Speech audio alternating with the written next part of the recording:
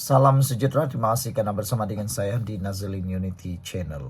Ini laporan terkini, maklumat terkini berkait dengan kes dera ataupun bully Zara Khairina.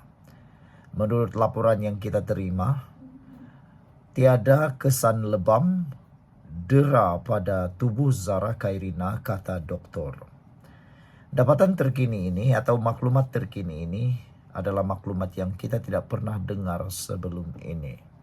Seorang pegawai perubatan Jabatan Kecemasan dan Trauma Hospital Queen Elizabeth HQE memberitahu Mahkamah Coroner bahawa tiada kesan lebam atau tanda penderaan ditemukan pada tubuh Allahyarham Zara Khairina hadir selepas menerima remaja itu untuk pemeriksaan pada 16 Julai lepas. Dr. Jennifer Wu, 32 tahun berkata, pelajar tingkatan 1 itu dibawa ke Jabatan Kecemasan oleh penolong pegawai perubatan bersama pasukan ambulans dalam keadaan tidak sedarkan diri. Namun, mekanisme kecederaan tidak diketahui pada ketika itu, menurut doktor tersebut. Hasil pemeriksaan mendapati tiada sebarang kesan lebam atau tanda penderaan pada tubuh pesakit. Hasil pemeriksaan juga menunjukkan pelajar itu disyaki mengalami kecederaan otak yang serius selain disyaki mengalami pendarahan dalaman. Disebabkan tekanan darah mangsa terlalu rendah, remaja itu disyaki mengalami kecederaan dalaman due to high impact pada badan yang menyebabkan pendarahan dalam badan, kata saksi ketiga itu ketika membacakan penyataan saksinya pada hari keempat proceeding inquest kematian remaja itu. Sebelum kita teruskan ulasan ini, jangan lupa tinggalkan komen anda dengan tanda pagar Justice for Zara. Doktor ini berkata, amaran trauma diaktifkan pada jam 4.42 pagi. Sebelum itu, izinkan dulu saya kongsikan kepada anda semua. Ini terapi imun Transfector for Life, terapi imun yang meningkatkan daya imun badan kita sehingga 400%. Secara umum dan ringkasnya, apabila imun badan kita lemah, apabila imun badan kita bodoh, apabila imun badan kita tidak seimbang, kita kena penyakit dan sukar sembuh daripada penyakit. Bahkan penyakit akan berakar di dalam tubuh badan kita, terus bercambah bertumbuh dalam tubuh badan kita.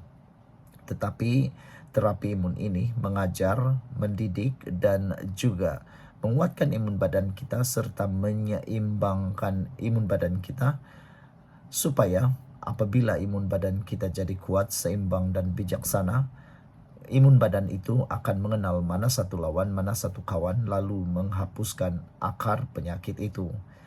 Transfector ini lulus KKM, halal, diperakui oleh dokter-dokter di seluruh dunia dan juga di Malaysia.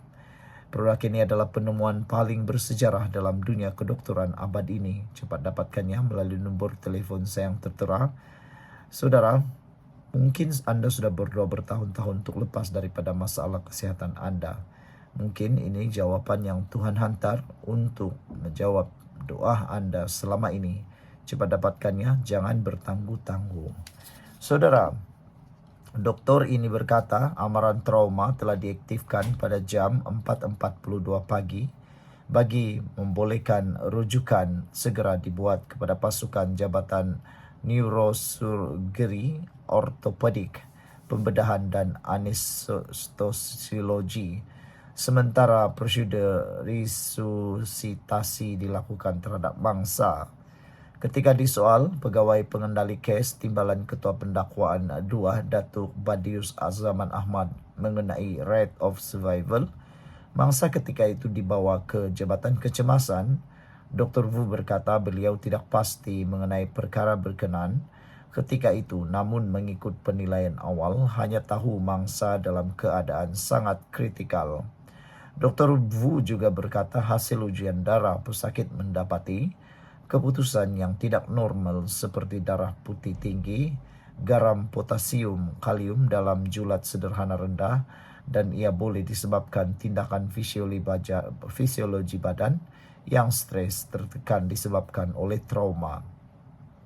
Hasil dapatan X-ray mendapati pesakit mengalami closed fracture atau fraktur tertutup hujung tulang radius tangan kiri, closed fractured hujung tulang tibia, dan buku lali kanan kaki kanan, kata beliau lagi. Ada beberapa lagi penerangan, antaranya open fracture, fraktur terbuka di hujung tulang tibia, buku lali dan tumit kaki kiri, tulang belakang lumbar 2, 3, dan 4 juga patah, kata beliau. Tambah Dr. Wu, selain beliau, beberapa petugas lain termasuk paramedik dan pegawai atasannya bernama Dr. Rahim dan juga dokter-dokter lain daripada pasukan trauma terlibat dalam rawatan awal. Ketika disoal peguam keluarga Zara Khairina, Rizwan Din M. Burhan, saksi itu berkata pihaknya tidak menghubungi pihak polis ketika pesakit dibawa ke Jabatan Kecemasan kerana mangsa berada dalam keadaan kritikal dan keutamaan diberikan untuk menstabilkan pesakit dahulu. Saya tidak nampak pegawai polis maupun ibu mangsa di Jabatan Kecemasan pada hari kejadian, kata beliau.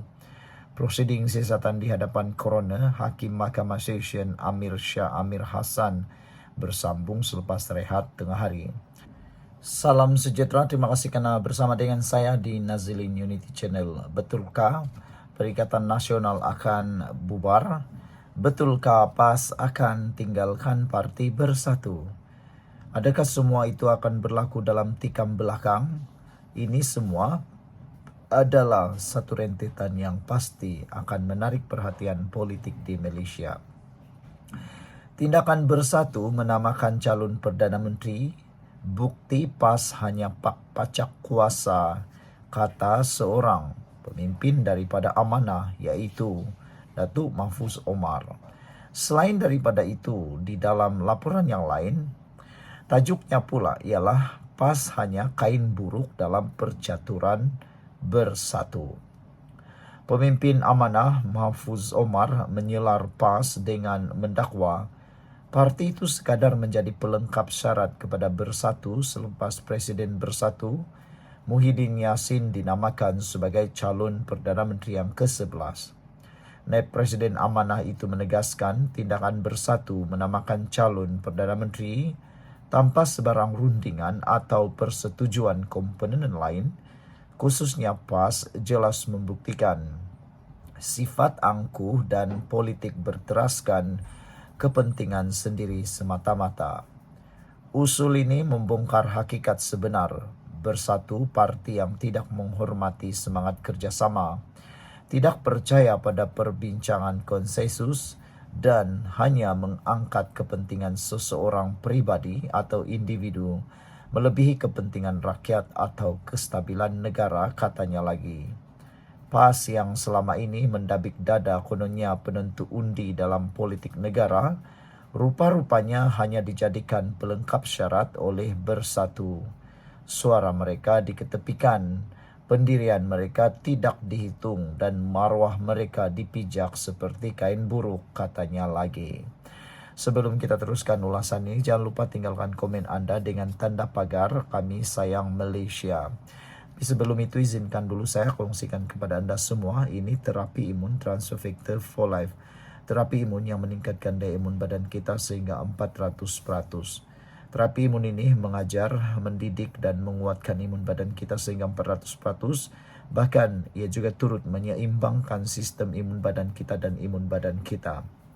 Apabila imun badan kita kuat, apabila imun badan kita bijaksana, apabila imun badan kita seimbang, kita sembuh daripada semua jenis penyakit kerana imun badan kita lah yang akan menghapuskan semua jenis penyakit yang ada dalam badan kita, yang tersembunyi dalam badan kita. Cepat dapatkan produk yang hebat ini, terapi imun ini, melalui nombor telefon saya yang tertera, WhatsApp saya di nombor itu. Produk ini lulus KKM, diperakui oleh dokter-dokter di seluruh dunia dan di Malaysia, halal. Dapatkannya melalui nombor telefon saya yang tertera. Produk ini mungkin jawapan kepada doa Anda selama ini. Saudara, apa yang memberikan kita satu pengertian baru ialah, jika beginilah layanan terhadap rakan kongsi paling setia, maka jelaslah PAS tidak lebih daripada sekadar pak pacak kuasa dalam percaturan politik bersatu, kata Mahfuz. Mahfuz mengulas resolusi Perhimpunan Agung Tahunan Bersatu yang sebulat suara meluluskan usul menamakan presidennya sebagai calon Perdana Menteri. Semalam beberapa pemimpin PAS dilapor melahirkan rasa kurang senang dengan langkah bersatu itu. Ahli Jawatan Kuasa PAS Pusat Anwar Musa menegaskan penamaan calon Perdana Menteri bukanlah keutamaan, sebaliknya usaha memperkukuh parti dan mengukuhkan mufakat wajar diberi tumpuan. Timbalan Presiden PAS Tuan Ibrahim Tuan Man pula berpandangan PAS tidak perlu mengikut langkah bersatu menamakan calon Perdana Menteri. Menurut Mahfuz, tindakan tergesa-gesa bersatu itu mendedahkan rapuhnya gabungan yang cuba ditonjolkan sebagai kononnya alternatif kerajaan. Katanya, perebutan kuasa dan ketidakjujuran telah mencemari gabungan itu sejak awal lagi. Belum pun berpeluang memerintah semula, sudah bergolak dengan perbalahan siapa yang layak menjadi Perdana Menteri, kata Mahfuz. Persoalan asasnya, bagaimana rakyat boleh yakin kepada sebuah blok politik yang sesama sendiri pun gagal menghormati rakan kongsi jika parti komponen diperlakukan seperti barang mainan, apatah lagi rakyat biasa yang tidak punya suara di meja rundingan, katanya. Rakyat harus membuka mata, ini bukan soal siapa menjadi Perdana Menteri semata-mata, tetapi soal apakah negara mahu terus dibelenggu oleh gabungan yang retak dari dalam, dikuasai oleh perebutan kuasa dan ditunggangi agenda pribadi. Bersatu dengan tindakan ini telah membuktikan bahwa mereka bukan pejuang kestabilan, kata Mahfuz. Jauh sekali pembela rakyat, sebaliknya mereka adalah punca perpecahan, kata Mahfuz lagi. PAS pula, meskipun cuba memaparkan diri sebagai parti berpengaruh, ternyata rela dipinggirkan demi secebis kuasa, katanya yang juga bekas ahli parlimen Pokok Sena. Sekian untuk kali ini, jangan lupa tinggalkan komen Anda dengan tanda pagar Kami Sayang Malaysia. Bye-bye.